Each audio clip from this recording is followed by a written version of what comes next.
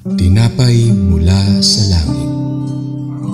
A daily morning devotion with CRC family.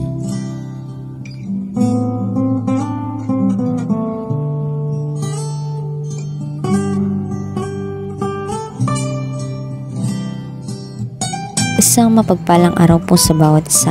Ako po si Sis Franz Lumabe, isang kabataan mula sa CRC Calabanga Daughter Church. Samahan niyo po kami sa ating programang Tinapay Mula sa Langit, ang pang-araw-araw nating debosyon sa salita ng Diyos. Ngayong umaga ay matutunghayan natin ang salita ng Diyos na matatagpuan sa Joshua 8 verse 18 to 20 na may pamagat na The trap is carried out against Ai. Bago po tayo magpatuloy, tayo po ay dumako sa maikling panalangin.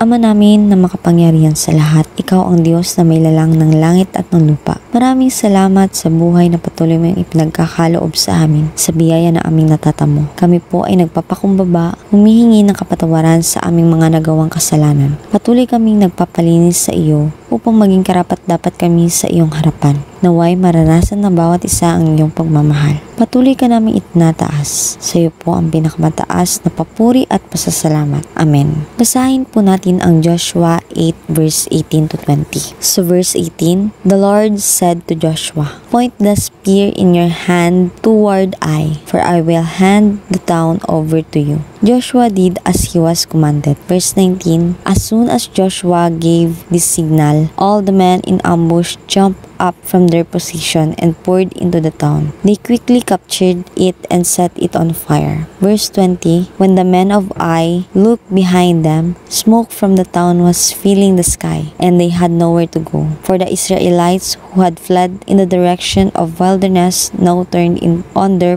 pursuers. Makikita natin kung paano naging mahalaga ang ganap ng pagsunod ni Josue sa utos ng Diyos. Sinabi ng Diyos sa kanya na iunat ang kanyang sibat patungo sa lungsod ng Ai. Bilang tanda na ibibigay niya ito sa kamay ng Israel. Agad itong sinunod ni Josue nang walang pag-aalinlangan. Habang nakataas ang sibat, kumilos ang mga kawal na nakatago sa likuran ng lungsod. Mabilis nilang sinugod ang Ai. Sinakop ito at sinunog. Nang makita ng mga taga-Ai ang makapal ng usok na tumataas sa langit, bumuho ang kanilang loob at wala na silang daan upang tumakas. Napalibutan sila ng hukbo ng Israel sa harap at sa likod. Ipinapakita dito na kapag may gabay galing sa ating Panginoon, kalakip ng matatag na pananampalataya at pagsunod sa Kanya, ay nagdudulot ito ng katagumpayan laban sa kaaway. Sa ating pagtatapos, tayo sumandaling manalangin. Lord, marami pong salamat sa oras na ito, sa mga salitang aming napakinggan. Tunay na ikaw ay kahanga-hanga at walang makakapantay sa iyo ni naman. Maraming salamat o Diyos sa mga salita mo na patuloy na nagpapalakas sa aming espiritual.